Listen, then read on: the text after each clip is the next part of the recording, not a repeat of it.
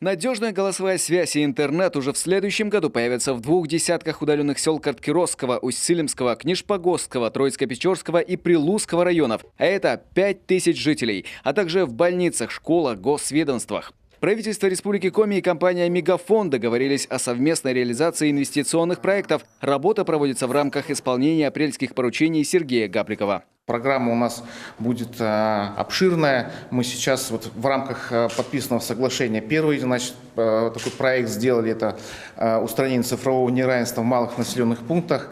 Я думаю, что будем сотрудничать по широкому спектру именно в плане цифровой экономики.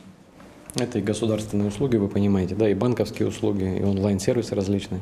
Это хорошо, когда удаленные населенные пункты, жители удаленных населенных пунктов в части связи чувствуют себя неотрезанными от цивилизации. В 2017 году связь дошла до жителей сел Казлук и Донайоль. Теперь в зоне действия сети окажутся территории с населением от 60 человек. Компактные базовые станции «Мегафон» обеспечат уверенный прием связи и станут первым шагом на пути к получению электронных услуг, не выходя из дома.